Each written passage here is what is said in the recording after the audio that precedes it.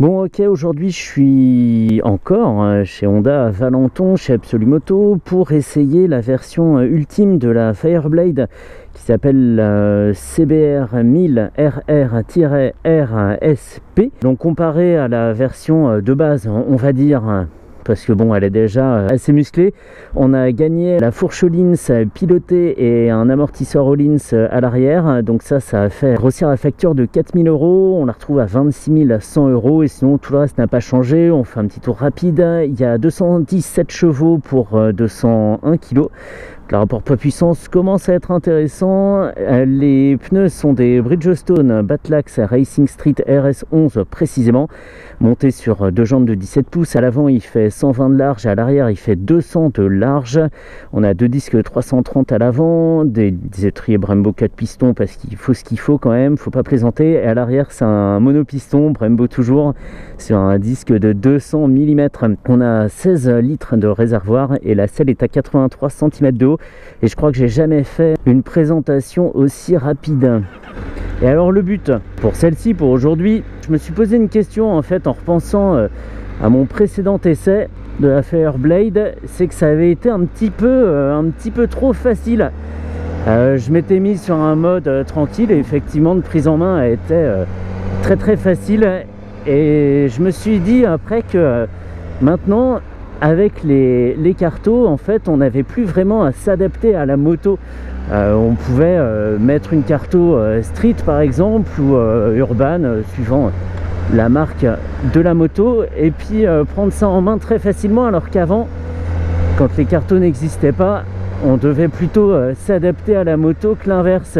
Et là maintenant, on peut adapter la moto à tout ce qu'on veut, si on veut de la douceur, si on veut l'explosivité, etc. Et donc c'est pour ça que j'ai demandé chez Honda à la régler sur un mode brutal, en gros pour faire comme si Honda avait sorti la machine il y a quelques années avant les cartos et que je me retrouvais sur une machine vraiment musclée sans pouvoir l'adapter à mes besoins et à mon style de conduite.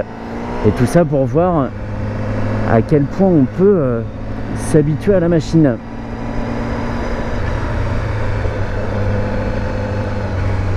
Et donc là je suis en mode 1 et dans chaque mode on a un sous-mode et le sous-mode est aussi à 1.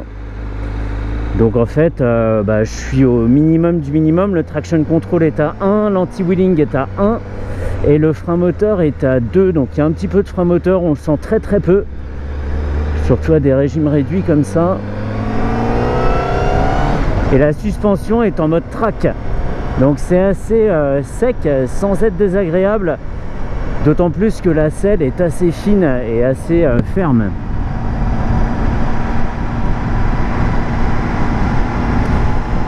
Mais bon, il y a un élément qu'il faut prendre en compte et auquel je m'attendais, évidemment, c'est que on n'est pas sur une Ducati, on n'est pas sur une Aprilia ou ce genre de machine un peu comment dire, italienne, on va dire, un peu, ouais, c'est compliqué à dire sans être méchant. Mais les Honda sont quand même connus pour être de prise en main facile. Et là ça se vérifie, on n'a pas une poignée des gaz trop sèche, parce que c'était mon regret en fait avec l'essai précédent, c'est que j'avais trouvé la poignée de gaz presque trop douce, avec une réponse pas brutale. Le mec qui cherche trop à se faire du mal, j'ai pas de tendance SM, promis. Mais voilà, ça faisait pas très course. Qu'est-ce que c'est sec? C'est assez sec sans être désagréable. Je crois que la roue arrière a décollé là sur la petite bosse. Et en fait là, la réponse à la poignée est inchangée. C'est pas brutal, c'est très facilement dosable. On n'a pas une ouverture des gaz violente qui nous contraint à couper tout de suite. Là en fait ça se dose facilement, on peut même conduire sur le point de patinage tranquillement.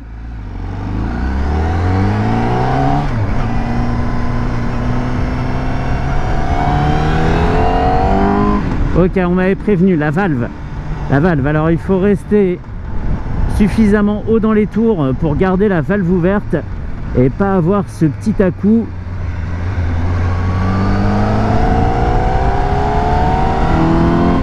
Ok, c'est légèrement au-dessus de 5000 tours.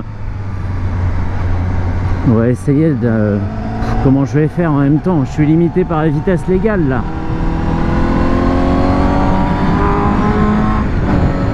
Effectivement, elle devient très très plaisante à conduire quand la valve est ouverte. Ça repart en 3, c'est assez souple, hein. Ça freine très très fort. Je suis en train de me comprimer l'entrejambe contre le réservoir. Pas du tout sûr que j'arrive à procréer après cet essai.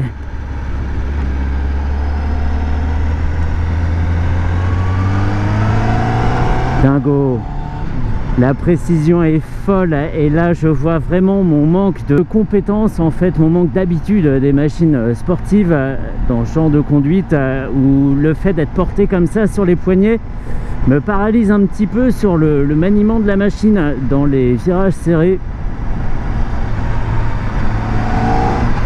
Mais sinon non, très très bien, même en mode comme ça, parce qu'en fait l'autre truc derrière ça, c'est que un pilote normal, j'en discutais encore hier, c'est marrant, un pilote normal, lui, il va pas, un conducteur, pardon, il va pas passer son temps à passer d'un mode à l'autre. Il va se mettre en mode custom, il va personnaliser tous ces trucs et il n'en bougera plus.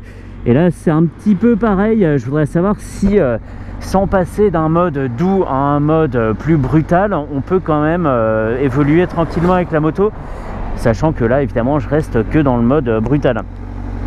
C'est décevant comme essai, ouais, en quelque sorte, évidemment.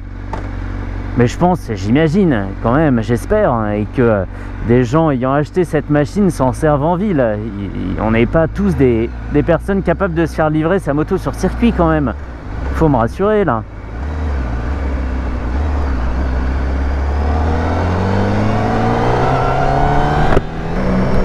Donc là, je suis à 4000 tours. Valve ouverte.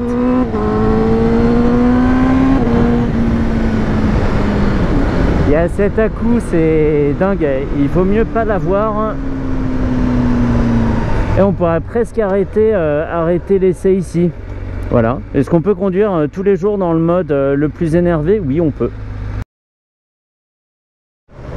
Bon, et ben en fait, c'est cool parce qu'on peut rester sur le mode sauvage et conduire tous les jours de façon complètement normale et sans avoir à passer dans les paramètres pour régler quoi que ce soit et avoir un maximum de puissance, de réactivité de la machine. Donc ça, c'est très très bien. J'ai répondu à ma question, voilà. Je sais même pas si je vais publier cette vidéo parce que c'est pas un essai de la Fairblade, c'est plus comme un complément de la précédente vidéo. Là, le fait d'être sur la version ultime, bon alors oui, effectivement, suspension pilotée, etc., c'est pas mal. Mais à mon niveau, ça ne fait évidemment aucune différence.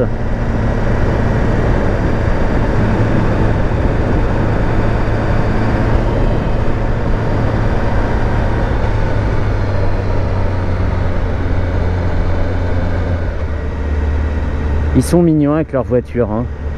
Tu prends une 650 ou une 900 et puis hop, tu plies ça en 2-2.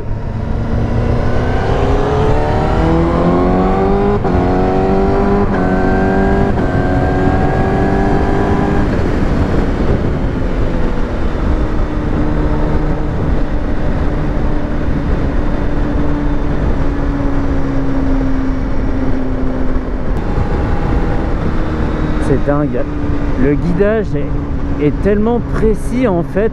La moto résiste juste ce qu'il faut pour changer de direction. Et on est vraiment sur un rail quoi. Je pourrais lâcher les mains, ça serait exactement pareil. Je sais pas pourquoi je le remarque pas autant sur les autres motos. Donc là, un type normal poserait le genou. Et un poireau comme moi reste bien droit. La position dite du balai dans le... Là on a sauté.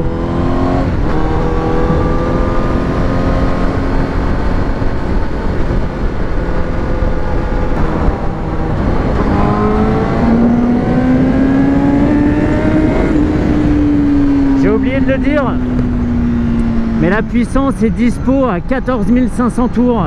Et là, ça commençait à devenir intéressant à 9000 tours. Comme si la moto avait complètement changé. Donc il y a plusieurs paliers dans la puissance, hein. À 5000 tours, la valve s'ouvre. Et à 9000 tours, c'est encore autre chose. Et au-delà, évidemment, c'est encore pire. Je m'écarte de cette trace au sol que j'aime pas du tout.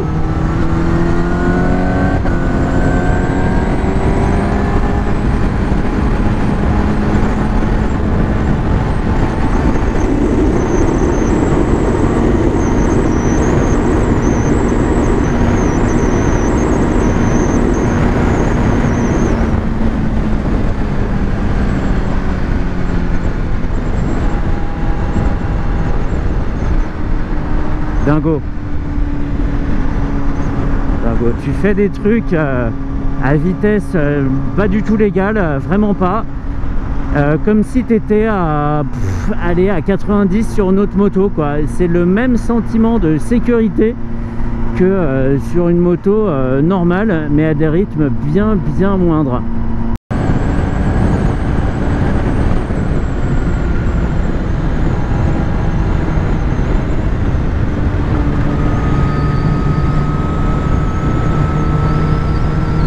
Ok, je commence à comprendre comment on peut poser le genou là.